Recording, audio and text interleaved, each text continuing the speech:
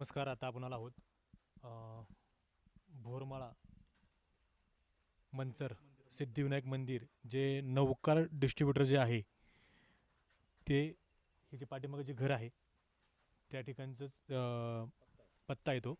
आणि त्या ठिकाणी नौकार डिस्ट्रीब्युटर म्हणून जे सुशांत हिंगे जे आहेत, जो मुख्य आरोपी, जी मंचर या ठिकाणी जी कारवाई झाली त्यातला जो मुख्य आरोपी होता तो सुशांत हिंगे, त्याचं ते नौकार डिस्ट्रीब्युटर आहे. आणि पाहायला गेलं तर आपण त्या ठिकाणी अनेक जो मुद्देमाल आहे तो देखील जप्त केला आहे एफ डीच्या कारवाईने. त्यानंतर तो सुशांत हिंगे जो आहे याला जी काय पावडर यायची ती भिवंडीवरून यायची, आणि दुसरी जी पावडर आहे ती अकलूजवरून यायची. ह्या सगळ्या बाबतीमध्ये किती मोठं हे रॅकेट होतं हे खरं तर उघडकीस आलेलं आहे. आणि हे रॅकेट उघडकीस येत असताना लोकांच्या आरोग्याशी किती मोठ्या प्रमाणात हा खेळ चालू होता इतक्या वर्षापासून आपण पाहू शकतो की हे जे सुशांत जो हिंगे आहे तो जे कात्रज दूध संघाचे माजी अध्यक्ष असलेले बबनराव जे हिंगे आहेत, त्यांचे ते पुतणे आहेत. आणि ह्याच ठिकाणाहून सगळी जी काय पावडर आहे ती विष्णू हिंगे ही ह्या डिस्ट्रीब्युटर जी इथं आहे, हा नौका डिस्ट्रीब्युटर, ह्याच ठिकाणाहून ही सगळी पावडर सगळ्या याच्यामध्ये जायची जिल्ह्यामध्ये, अशी देखील माहिती आहे. आणि किती मोठ्या प्रमाणात हा हे रॅकेट होतं. खरं तर पोलिसांनी याबाबतचा जो तपास करायला पाहिजे नव्हता, परंतु तसा तपास होत नाही आहे. आताच आपण मंचर या ठिकाणी अवसरी बुद्रुक या ठिकाणी आपण पाहिलं की जे हिंग्यांचं त्या ठिकाणी जे गाव आहे त्या गावामध्ये देखील एखाद्या पाण्यामध्ये हे जे केमिकल आहे हे सोडलेलं तो देखील आपण व्हिडिओ काढला आहे. म्हणजे पुरावे देखील नष्ट करायचं काम चालू आहे, परंतु पोलीस या ठिकाणी योग्य प्रकारे तपास करत नाही असे देखील नागरिकांचं म्हणणं आहे.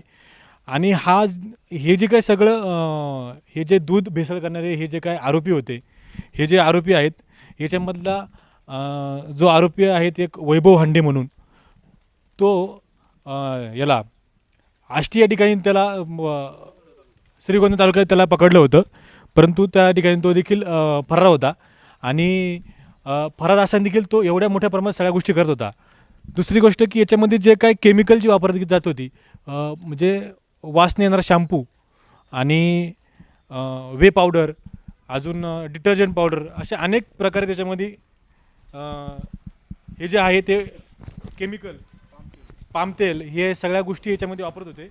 आणि त्यामार्फत हा सगळा जो फॉर्म्युला आहे काय डिटर्जंट, शॅम्पू व इतर रासायनिक पदार्थाचा वापर करून नकली दूध तयार करायचे. आणि हे नकली दूध जे आहे ते अनेक ज्या मोठमोठ्या ज्या दूध ज्या कंपन्या आहेत, ज्या घेणाऱ्या, ज्या प्रेशूच्या ब्रँडेड ज्या कंपन्या आहेत त्यांना हे विकायचे. आणि खरं तर हा सगळा जो विषय आहे की याच्यामध्ये त्या जे काय ज्या कंपन्या होत्या त्यांनी हे दूध घेतलं कसं काय, आणि त्याच्या नावाखाली हे एवढ्या मोठ्या प्रमाणात लोकांच्या आरोग्याशी हा खेळ चालू होता. आपण पाहू शकतो या ठिकाणी जवळच असणारं कात्रज दूध संघाचं हे आहे, आणि त्याच बाजूला हे नौकार डिस्ट्रीब्युटर प्लॅन्ट आहे त्या ठिकाणी. आणि त्याच बाजूला ह्या ठिकाणी हा सगळा साठा या ठिकाणी होता, त्या पावडर वगैरे सगळं काय असेल केमिकल सगळं ह्या ठिकाणी होतं. आणि जवळच असणारं कात्रज दूध संघाचं प्लॅन्ट देखील आहे, आणि त्याच्या बाजूला असणारा दुसरा एक मोठा प्लॅन्ट आहे, गोवर्धनचा मोठा प्लॅन्ट आहे. परंतु मग ही सगळी जवळ यंत्रणा सगळी असताना त्यामधले जो काय तपास आहे तो संशय देखील निर्माण झालेला आहे की हे जे दूध होतं हे नेमकं कुठे जायचं, आणि हे दूध नेमकी कुठे जायचं हा संशय निर्माण झालेला आहे. खरं तर आता योग्य प्रकारे तपास होणं गरजेचं आहे. आणि राज्याचे अन्न औषध प्रशासनाचे जे आहे आयुक्त तुकाराम मुंढे साहेब यांनी पदभार हाती घेतल्यापासून सगळ्यात मोठी म्हणजे भारतातील सगळ्यात मोठी कारवाई, जवळपास 2.5 कोटी रुपयाचा मुद्देमाल हस्तगत करण्यात आलेला आहे. आणि 2.5 कोटी रुपयाचा मुद्देमाल हस्त करून जवळजवळ 6 जिल्ह्यामध्ये हे जे रॅकेट आहे हे सगळं उघडकीस आणलेलं आहे. आता याचा जो तपास आहे हा कशा प्रकारे होतो आहे, अनेक ठिकाणून आम्हाला फोन देखील येतात की आमच्या या ठिकाणी देखील अशा प्रकारचे लोक आहेत, आणि ते जी पावडर वगैरे त्यांना दूध कोण घेत होतं हा सगळा तपासाचा भाग आहे.